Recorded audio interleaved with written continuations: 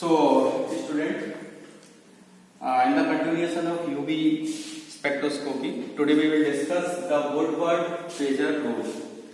Actually, Woodward-Pager ने एक empirical formula दिया for the calculation of lambda max, means जो additivity constant coefficient है उसके कैलकुलेशन के लिए एक empirical formula दिया था.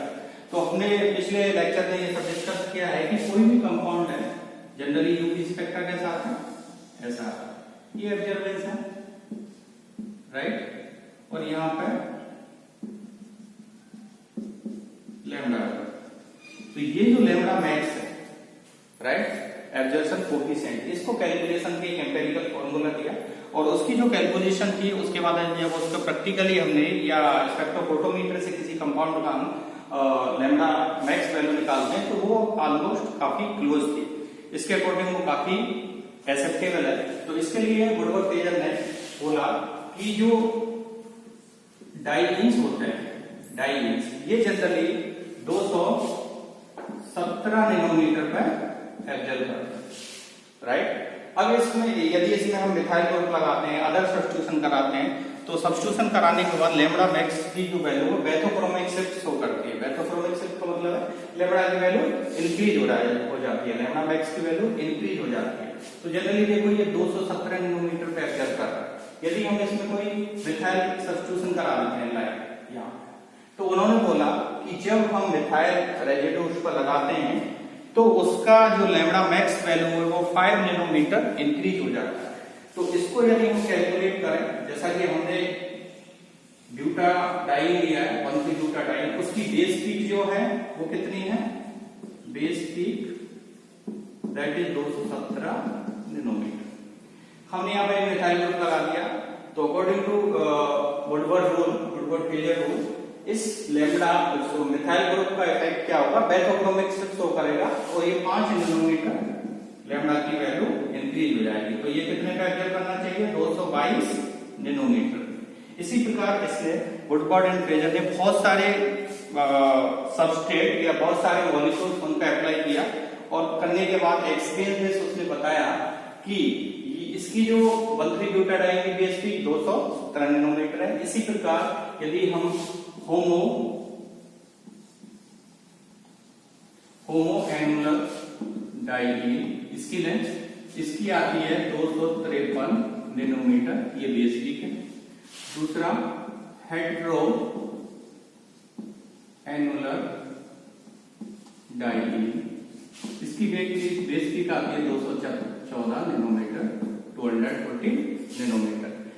उसके बाद उन्होंने बेस पीक लेने के बाद में रिंग रेजिड्यू, यदि रिंग रेजिड्यू बढ़ता है तो रिंग रेजिड्यू के लिए ये कितने नैनोमीटर बढ़ती है, रिंग रेजिड्यू इसके लिए बढ़ता है 5 नैनोमीटर राइट.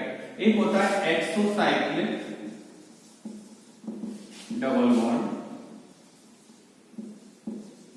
इसके लिए लैम्डा की वैल्यू 5 यूनिट नैनोमीटर इंक्रीज हो जाती है. सो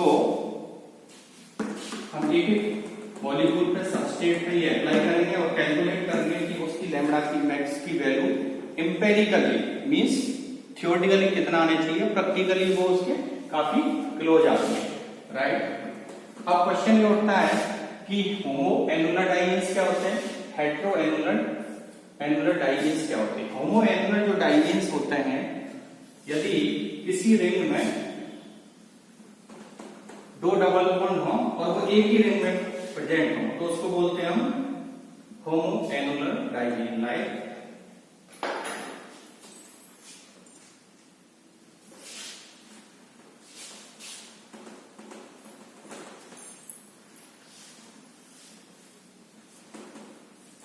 see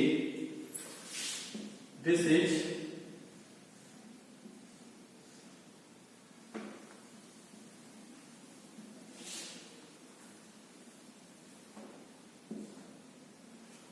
विजिबल नहीं है.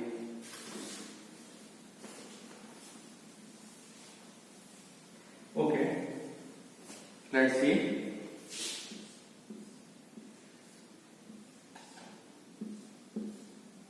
मान लीजिए ये एक सबस्ट्रेट है, इसमें दोनों डबल बॉन्ड जो है एक ही रिंग में प्रेजेंट है. इसका मतलब मतलब ये होमो एनुलर डाइजेंस है, साइक्लिक सिस्टम है, इसलिए हम इसको एनुलर बोलेंगे। तो ये इसके अकॉर्डिंग जो बेस पीक आती है वो हमें बताया था 253 नैनोमीटर, राइट। हेटेरोएनुलर डाइजेंस क्या होती है? जब डबल बॉन्ड जो है वो डिफरेंट रिंग में प्रेजेंट है, और ये ध्यान रखना है कि डबल बॉन्ड कंजुगेशन में होने चाहिए उसके अकॉर्डिंग, क्योंकि ये जो एम्पेरिकल फॉर्मूला दिया है जनरली 1,3-ब्यूटाडाइन उसके सबस्ट्रेट या कंजुगेशन में डबल बॉन्ड होता है उसके लिए दिया है। तो ये दोनों डबल बॉन्ड यदि डिफरेंट रिंग में प्रेजेंट है तो इसको हम बोलेंगे heteroannular dienes, heteroannular dienes. This is homo annular dienes, right. तो देखो एक क्वेश्चन उठता है, एक हमने लिखा है यहाँ पे रिंग रेजिड्यू। रिंग रेजिड्यू का मतलब है कि ये जो डबल बॉन्ड है इसके यदि कंजुगेशन में कितने मिथाइल ग्रुप या फिर ये जो कार्बन है आगे चेन से जुड़ा हुआ है, मींस आगे का रेजिड्यू है, इसको हम ऐसे भी शो कर देते हैं। ये शो कर रहा है कि ये यहाँ से एक्सटेंड हो रही है रिंग, तो इसको रिंग रेजिड्यू बोलते हैं। इसका हमने क्या बोला था, जब एक रिंग रेजिड्यू उठता है तो उसके अकॉर्डिंग 5 नैनोमीटर लैम्ब्डा मैक्स की वैल्यू बढ़ जाती है। तो देखो यदि हम इसका पूरा लैम्ब्डा मैक्स की वैल्यू कैलकुलेट करें तो क्या है कि बेस पीक कितनी है इसकी 253 नैनोमीटर, पहले ही बताया, क्योंकि ये यूनिट 253 नैनोमीटर के आसपास एग्जस्ट करती है। रिंग रेजिड्यू की बात करें तो 1 2 3 रिंग रेजिड्यू है, एक रिंग रेजिड्यू के अकॉर्डिंग कितना लैम्ब्डा मैक्स की वैल्यू बढ़ती है 5, तो 3 के अकॉर्डिंग 3 into 5 15 नैनोमीटर, इसके अकॉर्डिंग बैथोक्रोमिक से शो करेगा।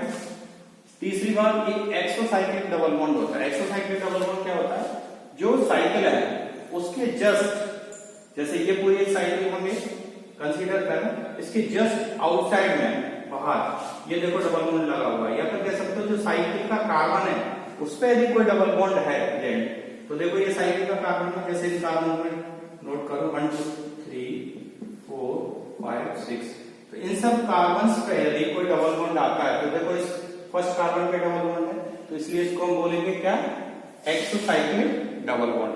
एक्सोसाइक्लिक डबल बॉन्ड के अकॉर्डिंग बैथोक्रोमिक स्ट्रक्चर का यूनिट शो करता है 5 नैनोमीटर। तो एक्सोसाइक्लिक के कारण कितना इंक्रीज हुआ लैम्ब्डा वैल्यू 5 नैनोमीटर। तो टोटल कितना हुआ हम कैलकुलेट कर लेते हैं, 28 कितना होगा 273 नैनोमीटर। ये थ्योरेटिकल कैलकुलेशन बोल्टमैन ने दी थी। बाद में यदि हम स्पेक्ट्रोफोटोमीटर में इसको हम यूवी स्पेक्ट्रस का रिकॉर्ड करते हैं तो वो भी 273 नैनोमीटर 274 275 के आसपास आता है। इसका मतलब जो वुडवर्ड फ्रेजर ने एम्पेरिकल फॉर्मूला दिया था वो एक सटीक कैलकुलेशन थी, और उसके अकॉर्डिंग हम किसी भी अननोन का या नोन का ये प्रेडिक्ट कर सकते हैं कि उसका lambda max value UV spectro और स्कोपी के अकॉर्डिंग कितने पे आना चाहिए। देखो हेटेरोएनुलर डाइजेंस का कैलकुलेट करके देखें तो हेटेरोएनुलर डाइजेंस के अकॉर्डिंग बेस पीक कितने पे आती है, base peak 240 nanometer 214 nanometer. Ring residue की बात करें तो मैंने बताया था कि जो डबल बॉन्ड के बाहर रिंग बढ़ रही है, तो देखो ये रिंग रेजिड्यू, ये रिंग रेजिड्यू, ये रिंग रेजिड्यू, इसका मतलब 3 रिंग रेजिड्यूज हैं, तो 3 into 5 15 नैनोमीटर रिंग रेजिड्यू के अकॉर्डिंग बैथोक्रोमिक से बचेगा, इसको हम बोलेंगे रिंग रेजिड्यू। और एक्सोसाइक्लिक डबल बॉन्ड हम बात करें, देखो इस साइकिल के लिए, इस साइक्लिक सिस्टम के लिए ये एक्सोसाइक्लिक डबल बॉन्ड मैंने बताया था, इस साइकिल कितनी है 1 2 3 4 5 6, तो इस कार्बन का कोई भी डबल बॉन्ड यदि प्रेजेंट है उसको हम एक्सोसाइक्लिक डबल बॉन्ड बोलते हैं। तो ये क्या हो गया, एक्सोसाइक्लिक डबल बॉन्ड जो रिंग से बाहर हो। दूसरी कंडीशन है रिंग से बाहर होना चाहिए, ऐसा नहीं हो रिंग में वही हो, रिंग में नहीं होना चाहिए, रिंग से बाहर होना चाहिए। तो देखो रिंग से बाहर है, इसलिए रिंग रेजिड्यू ये हो गया। उसके बाद exocyclic double bond, exocyclic double bond के अकॉर्डिंग 5 नैनोमीटर, तो ये कितना आ गया 20 to 34 नैनोमीटर, राइट। तो इसके अकॉर्डिंग हम जितने भी सिस्टम्स हैं, एग्जाम में कोई भी सिस्टम दिया जा सकता है डाइजेंस का, और वो कंजुगेशन शो करता है। ये एक चीज और इसमें, यदि डबल बॉन्ड इसमें प्रेजेंट है, मान लीजिए डबल बॉन्ड का कंजुगेशन और एक्सटेंड कर दिया, ये 2 डबल बॉन्ड है, ये डबल बॉन्ड और इंक्रीज कर दिया जाए तो उसके अकॉर्डिंग उसमें डबल बॉन्ड के अकॉर्डिंग लैम्डा मैक्स की वैल्यू 30 नैनोमीटर इंक्रीज और हो जाती है। ठीक है, तो ये कुछ चीजें आपको याद रखनी है। एक चीज और, यदि हेलोजन का सब्स्टिट्यूशन इसको कराते हैं तो हेलोजन का सब्स्टिट्यूशन कराने के बाद लैम्डा मैक्स की वैल्यू 5 नैनोमीटर और इंक्रीज हो जाती है। ठीक है, तो ये सारी चीजें आप नोट कर सकते हैं। ये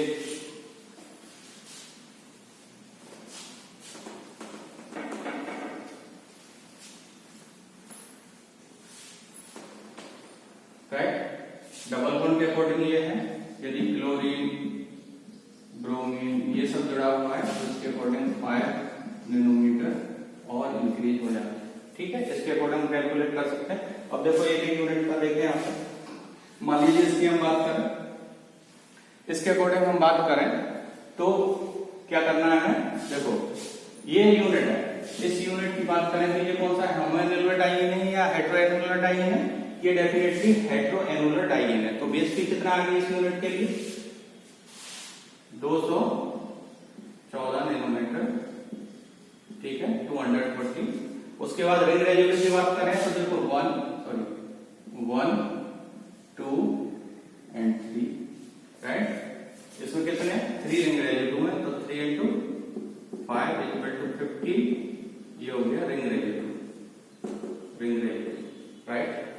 और एक्सोसाइक्लिक डबल बॉन्ड की बात करें तो देखो ये साइकिल है, साइक्लिक सिस्टम है, इसके लिए ये वाला डबल बॉन्ड क्या होगा, ये वाला डबल बॉन्ड, ये एक्सोसाइक्लिक डबल बॉन्ड होगा।